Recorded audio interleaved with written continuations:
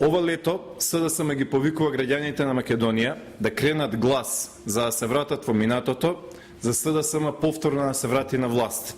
Го прашуваме СДСМ, дали ќе ги повика да кренат глас штедачите од пропаднатите штедилници, ТАТ, Алфаес, Лавци и другите пирамидални штедилници во кои што илјадници граѓани на Македонија ги загубија нивните штедни влогови. Дали ќе ги викне да кренат глас 198.000 луѓе отпуштени за време на приватизацијата на Бранко Цренковски.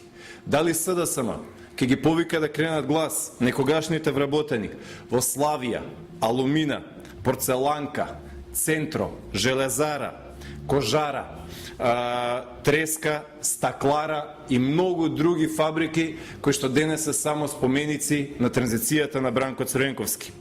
Дали СДСМ ќе ги повика пензионерите да кренат глас на кој што им скрати 8% од нивните пензии и никогаш не им ги врати?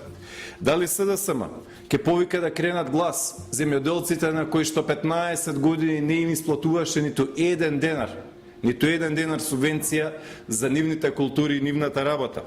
Дали СДСМ ќе ги повика граѓаните на Република Македонија да ги вратат на власт Бранко Цренковски, Илинка Митрева, Ѓунер Исмаил, Таки Фити, Јорго Шундовски, Илија Илјовски, Димитар Бузлевски, Никола Поповски, Мирослав Грчев и многу други ликови од македонската транзиција?